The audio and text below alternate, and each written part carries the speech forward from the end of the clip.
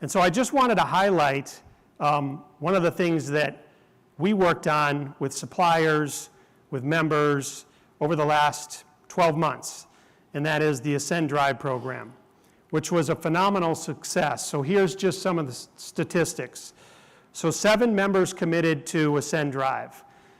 Now, as long as I've been at Premier, I've never seen a group of hospitals all at once commit to a program like Ascend Drive and execute as well as they did. And as you can see there was $8 million in annualized savings as a result of the program, 900 price activations, and 78% member participation, which is really phenomenal. So hats off to all those members who joined the program, who executed on the program, and the Premier staff and Yankee staff that helped them. It's really fantastic.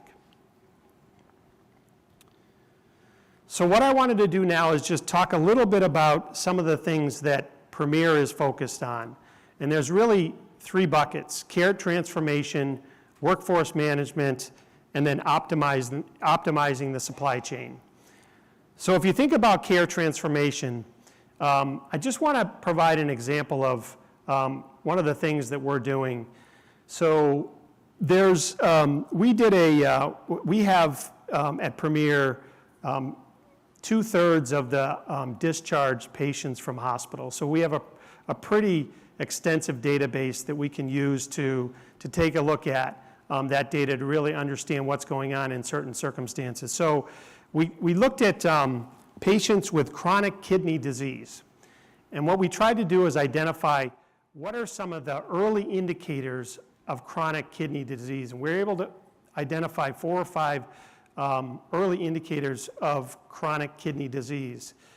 And then what we did is we have a solution which is a clinical decision support solution, which actually integrates with Epic.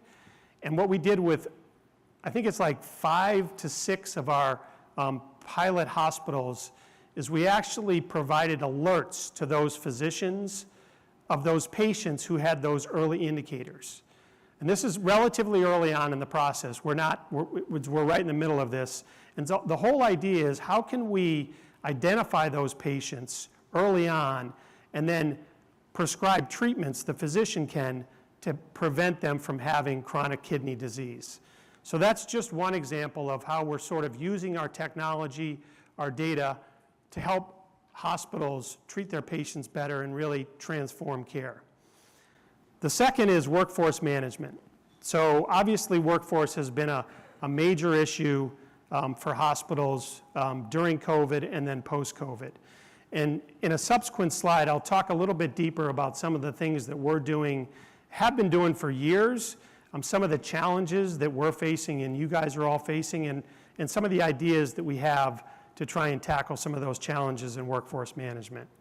And the last is, I do want to spend a fair amount of time on what we're doing around supply chain, what we're doing in the GPO space, sort of our strategy there, what we're doing from a digital supply chain perspective, and then what we're doing in terms of trying to, and Phil talked about it for those of you who participated in his session, looking forward, what are some of the things that we can do as someone who sort of sits in the middle between providers and suppliers to try and make that whole process and system a little bit more efficient. So I gave you an example of care transformation and what we're doing. This is more of a global approach that we use with our members. So if you think about it, Premier has a database of performance, both operational and financial performance, called 100 Top. And basically it's all of the hospitals in the United States. And then we draft reports that we can present to the health systems to show how they're performing against their peers. And what it does is help them identify where are their opportunities for improvement. And then what we do is we have a solution called Insights, which provides sort of dashboards for more of the leadership team to identify, okay, we've identified length of stay as an issue, mortality is an issue, care variation is an issue. And we can provide dashboards to sort of track how they're doing.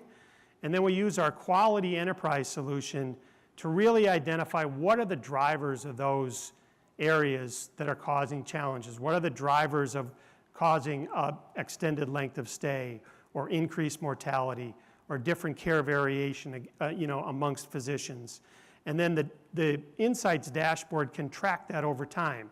So they can look at over a year period or even longer, how are they doing in terms of driving improvement? And then we also have, some of the members in this room have used it, where needed, wraparound consulting services to support some of those performance improvement metrics that they're working towards. So workforce management, this is kind of an interesting statistic here in the red. As of November 2023, 102 million people live in a primary care health professional shortage area, which I thought was amazing. For those of you who have a difficult time getting in to see your primary care physician, you know what I'm talking about. We also, as many of you know, during COVID, there was quite a few nurses, unfortunately, who decided to retire early, or nurses who didn't get into healthcare. For example, my daughter, who's a nurse now, but she took some time off to do something different during COVID. So it's actually a pretty big challenge, as many of you know. And so for years, we've had a benchmarking solution in labor and a productivity solution. And one of the things that's sort of interesting over the last couple of years is many of the, particularly nurse managers, are younger. And they haven't been properly trained on how to read those reports. They don't know what to do about. They don't know how to, work towards their productivity benchmark or what's in the productivity system. And so we've been doing a lot of work over the last couple of years, working with those younger nurse managers who are responsible for a budget, who are responsible for their unit, to really educate them on how do you use those benchmarking reports? How do you use that productivity report? So that's been something that we've been really focused on. The other thing is we're standing up a workforce innovation network. The whole idea behind this network is a collaborative of hospitals across the country who are focused on this workforce issue and really trying to identify what are the key, what's working, what's not working. There's a number of different ways in which you can address the workforce challenges. There's a lot of innovative ideas out there, but how do we, again, an organization that sort of sits in the middle, how do we sort of share those best practices, make sure it's elevating all of the hospitals out there and not just sitting within one institution that's being successful in a specific area. The other side is the provider practice management. So there's a lot of health systems in this room that own a lot of physician practices, and over the years it's been very challenging to really understand the operational and financial performance of those practices. So we acquired a benchmarking solution about 4 or 5 years ago called Inflow. And what Inflow does is it captures your financial and operational and clinical information.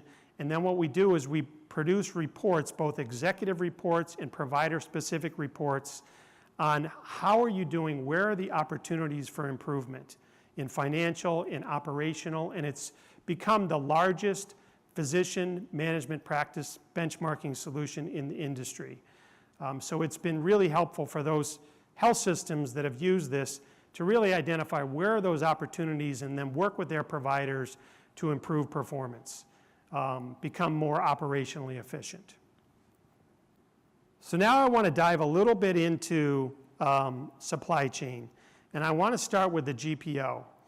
And if you think about it from a GPO perspective, we have our national GPO, and then we have on top of that, later on top of that, our performance groups, whether it be Ascend or Surpass.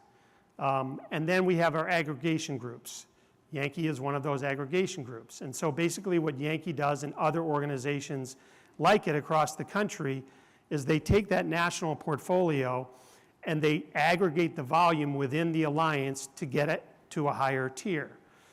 One of the challenges I think that we've faced over the last number of years is we have all of these different aggregation groups, but we're treating them basically all the same. And so we're going through a process right now where we're figuring out how can we become more operationally efficient in working in collaboration with our aggregation groups. How can we leverage technology to really make that partnership between the aggregation group and the GPO and the suppliers more efficient? How can we integrate structure? So there's right now, I support Yankee Alliance. One of my other colleagues supports another aggregation group in the Midwest. So where are there opportunities for us to be more integrated in the way that we work with our aggregation groups? The other thing that we launched this year was a program called Premier Promise, which is instead of like Ascend, Drive, and Surpass, which is a programmatic approach to compliance, this is a category-specific approach to compliance. And so we're sort of layering this on top of the Ascend, Drive, and Surpass program, focusing on those categories that are not in Surpass or Ascend, Drive. So these are some of the things that we're working on from a GPO perspective to really try and drive value for our members, and also, equally as important, drive value for suppliers. For those of you who aren't familiar, this is just a little bit more details on Ascend, Drive, and Surpass. So Ascend, Drive is, I sort of refer to it as the semi-compliant portfolio. So the compliance is not quite as high as Surpass, which is our highly compliant portfolio. And then there's the statistics there on the number of contracts, what the compliance is, 80%, whereas Surpass is our highly compliant, so 90% compliance.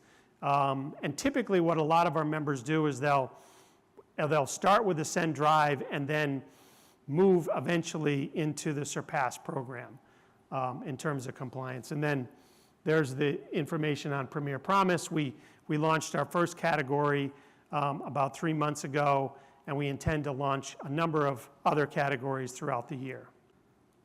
So now I want to talk a little bit about what we're doing from a sort of digital supply chain perspective, and also how we're supporting our members from a resource standpoint. So if you look over in the left here, in the middle of that circle are 4 different applications that those in supply chain are probably familiar with. So one of the things that we're working on right now is actually incorporating all of those into one database, one data model, one platform. Because right now it's sort of like you go to each one of those modules, and it's a little bit clunky at times.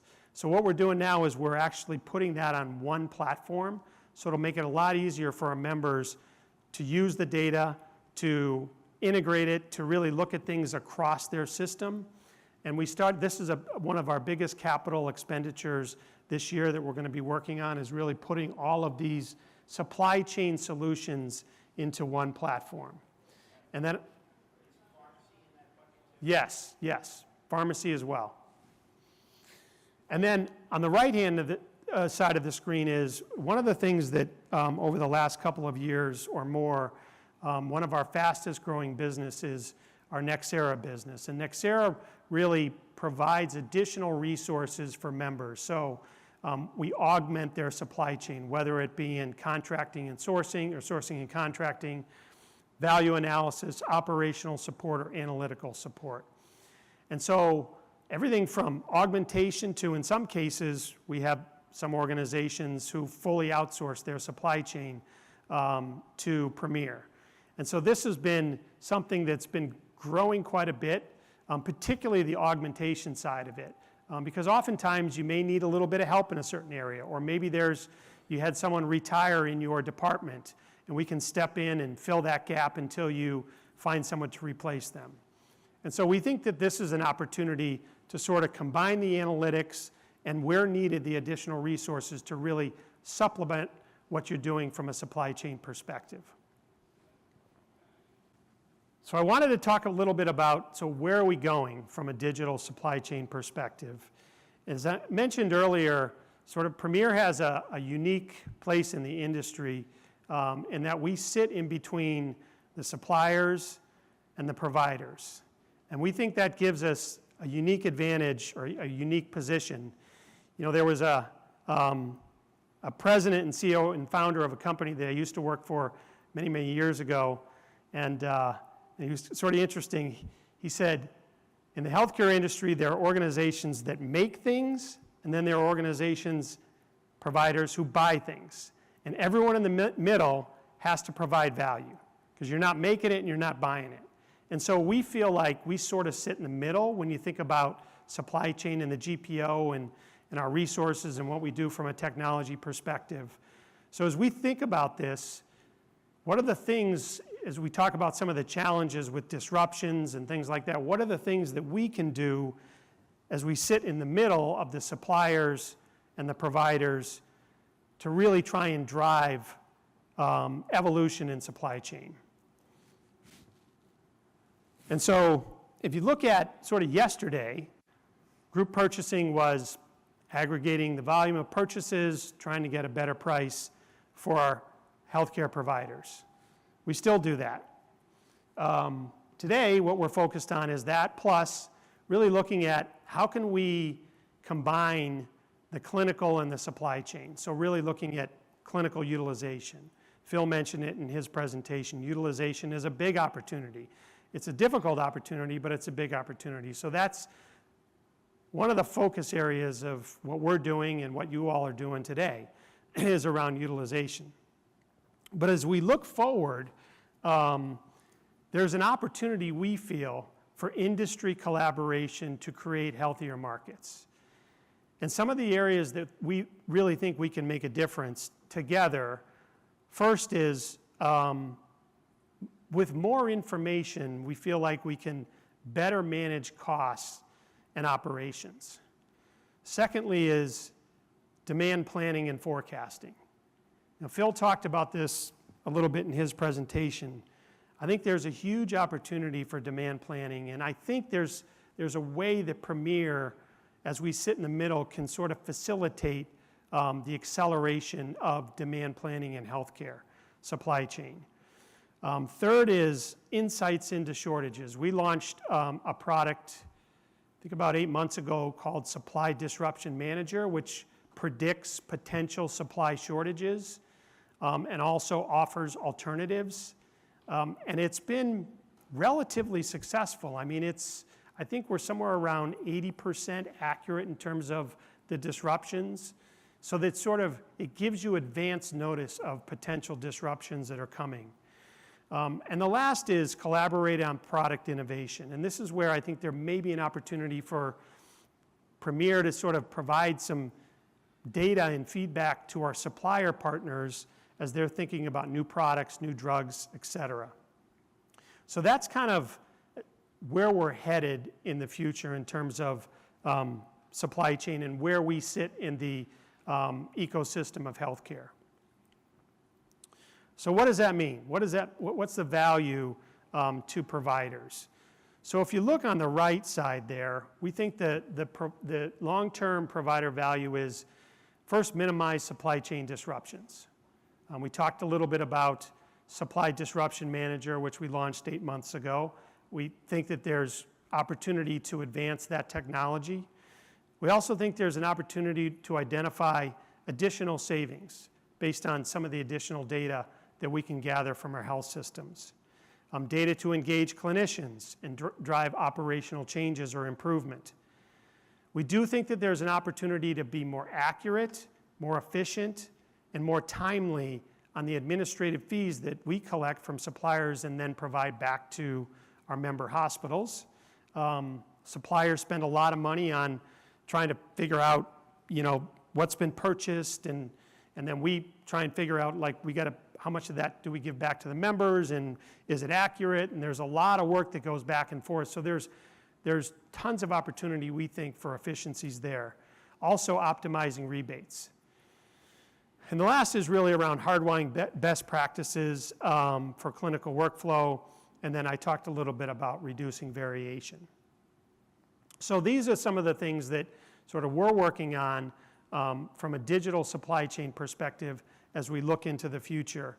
And it will require when we've talked about this with some of the members, and Steve Grubbs talked about it this morning in his presentation, is in order to capitalize on this potential opportunity, there may be some additional data points that we would be asking from our providers. And we do think that there's a unique partnership that we can create between providers and suppliers as we sit in the middle.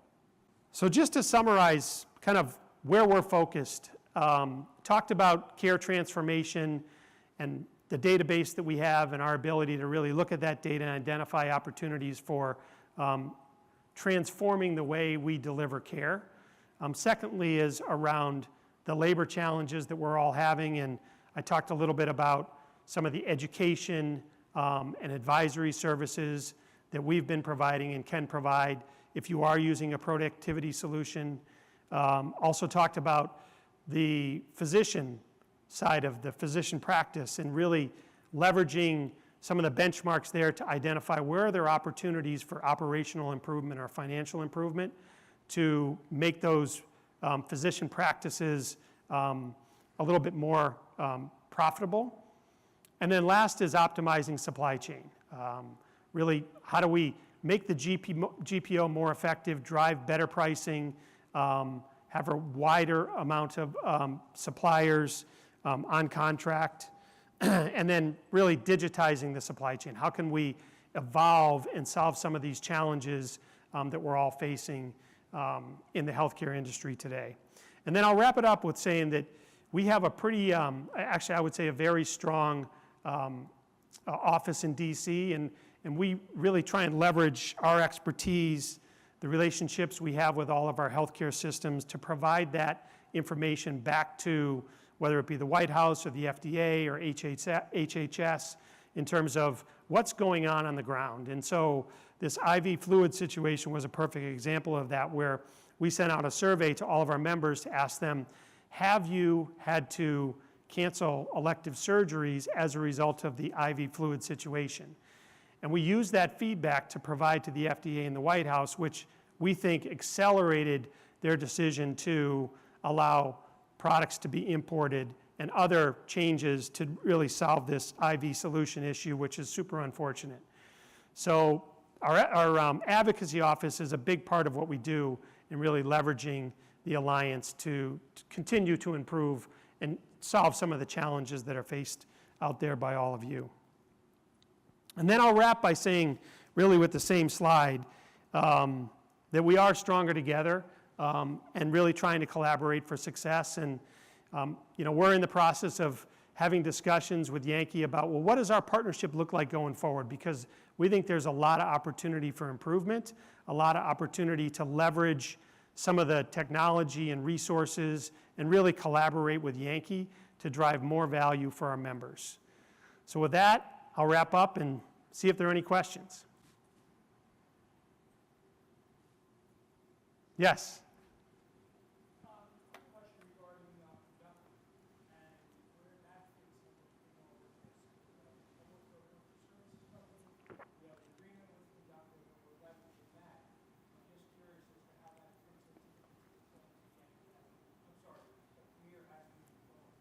Yeah, so the question was around Conductive, which is our purchase services GPO that provides GPO contracts and also analytics, and then sort of wraparound services where needed. So Conductive is a big part of, and I didn't mention all of the different solutions and services that we offer, but Conductive is a big part of our GPO and our plans going forward. We feel like continued to believe that purchase services is a huge opportunity for many health systems in terms of driving down cost or also increasing service of the contracts that you have with your members. So it does fit into it's a big part of the GPO. In fact, as we look at all of our technology, we do think that there are certain components of Conductive from a technology perspective